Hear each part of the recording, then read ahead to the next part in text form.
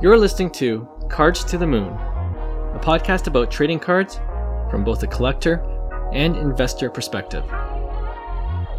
We hope you'll stick around for the ride as we take a deep dive into the state of the hobby, share some hot takes, hopefully some useful advice, and fun stories along the way.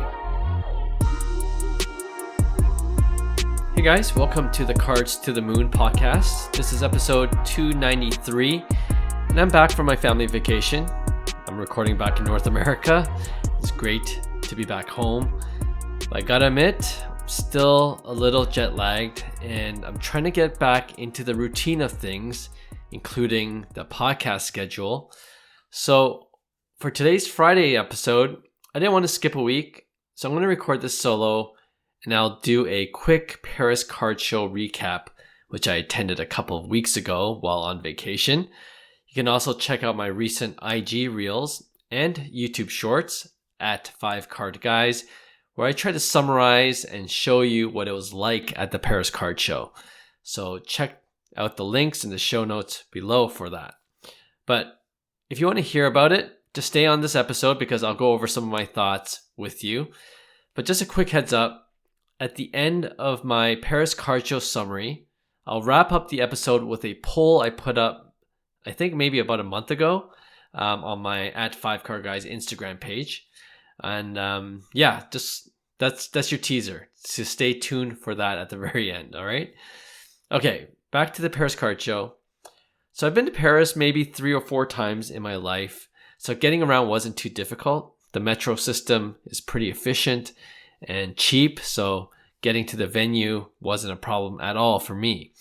And like I said in my IG reel, it was a new and bigger space for the Paris Card Show. I believe it was their 4th year holding it this year. And the organizers, I just saw recently on a Instagram post at Paris Card Show, they counted 2,200 people in attendance for that one-day show, which they say was a 50% increase from last year's attendance. I mean, that's a pretty great sign for the hobby, right? Seeing growth, not just, on our side of the Atlantic, but in Europe as well. And I honestly think Topps, you got to give them a little bit of credit. They were present at the show, and I think they're just doing a good job in the international markets to promote card collecting. Now, I also want to give kudos to the organizers of the show. Seemed like the show ran fairly smoothly. It was definitely buzzing when I arrived in the morning. And I kind of like that there was enough space to walk around with feeling claustrophobic.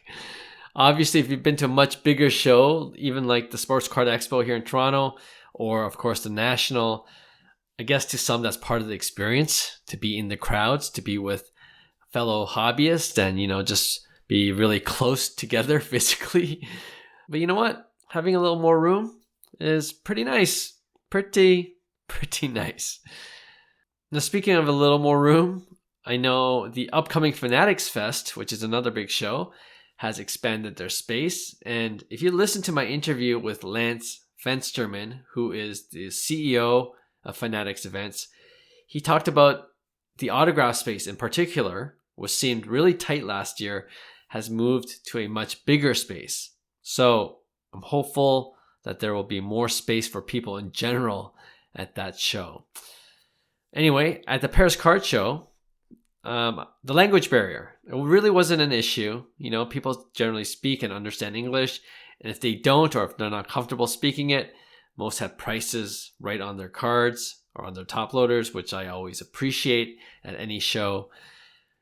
Now, of course, I had to convert the price of euros to US dollars when trying to get comped on eBay.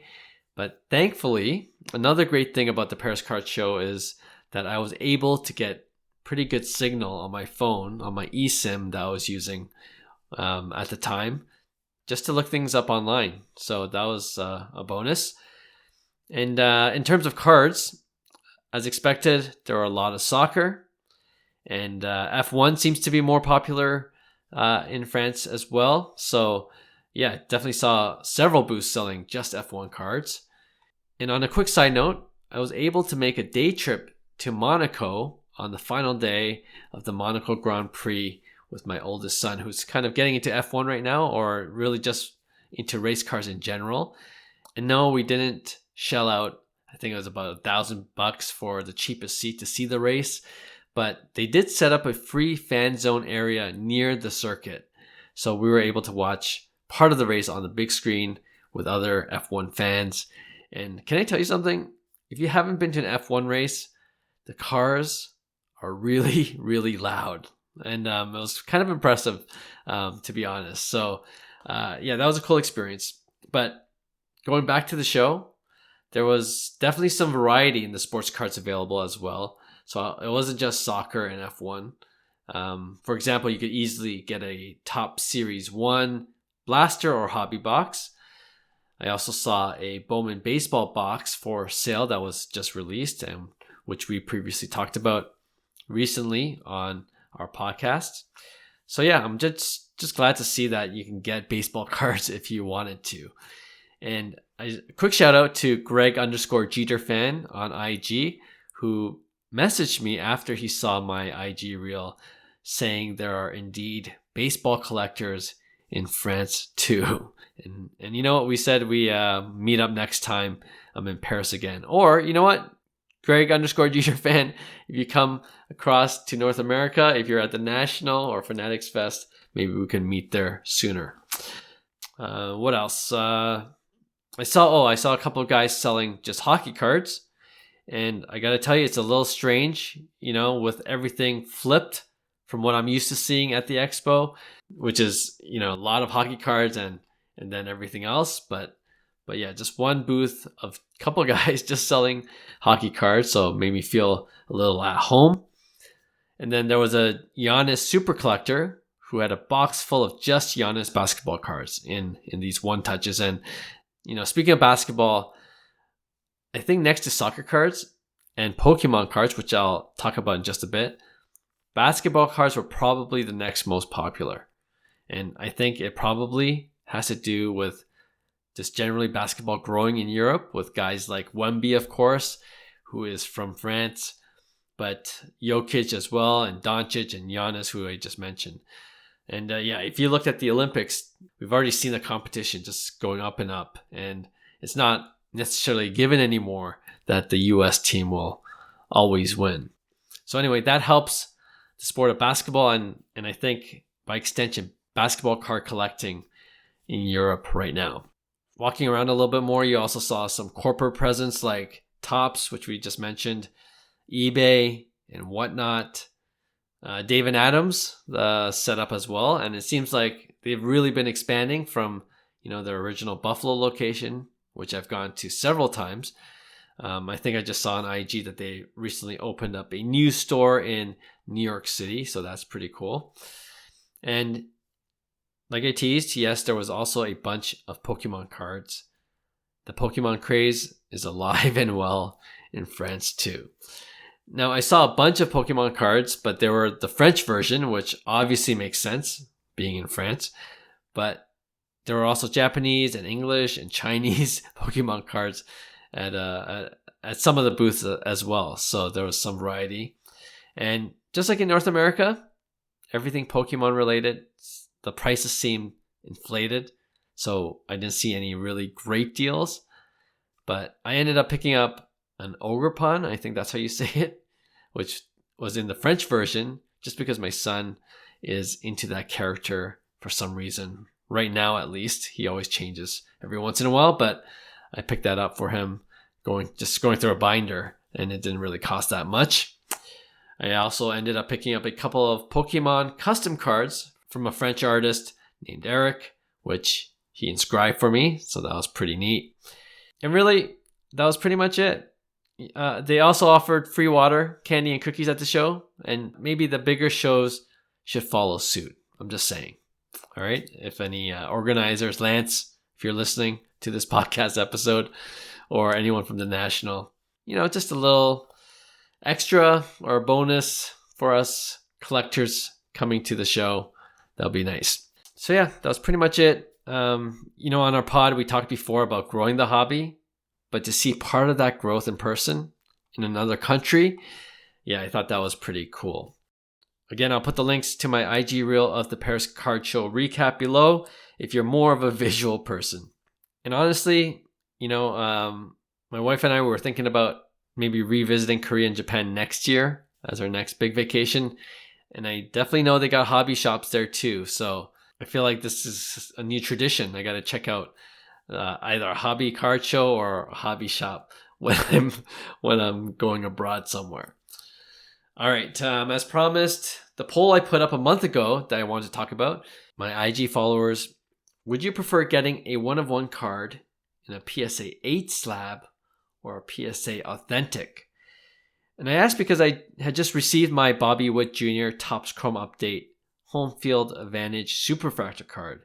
And I was thinking about getting a slab by PSA, but I wasn't sure if I was going to get a good grade. So I thought to myself, should I just get it authenticated since it's a 1-of-1 and the condition doesn't matter as much? Or should I just get a number grade even if it's an 8? And honestly, I was a little surprised at the results. It ended up not being that close, with most of you picking that you rather have the PSA 8 slab. Some of you mentioned the PSA Authentic slab just raises an automatic red flag for you. But then again, I said in response to a couple of people, it's a 1-of-1, so does it really matter if it gets a number grade, especially if you know that it probably won't gem mint. I also thought of this actually because I saw the Paul Skeens Topps Chrome Update Home Field Advantage Superfractor sold on auction for, I believe, over $8,000. And that was a PSA 6. So I was wondering if there's a point for modern cards in particular where for a superfractor 1-of-1, a PSA authenticated slab is preferred over a low to mid grade of that card. Maybe I'll put up another poll, or you know what, just DM me at 5cardguys on IG and let me know. I would love to hear your thoughts. As for my Bobby Witt Jr. card, now that PSA, they actually have the minimum grade option offered again, I might just say if it's under PSA 8 or lower than PSA 8, then just slab a PSA Authentic. And if it's PSA 8 or higher, give me the number grade. And thanks for all those who voted in that poll, because I think you guys really helped me make up my mind. Okay, that's it for me today. Thanks for tuning in as always. And Hyung and I will be back for next Tuesday's show. Talk to you then. Hey, thanks for listening to Cards to the Moon. We'd really appreciate you subscribing to our podcast wherever you listen to your podcasts. And you can also connect with each of us on Instagram at 5cardguys, or you can follow Hyung at Integrity Sports Cards or John at TradeU at Recess. You can also check us out at 5cardguys.com. Thanks again, and hope to connect soon.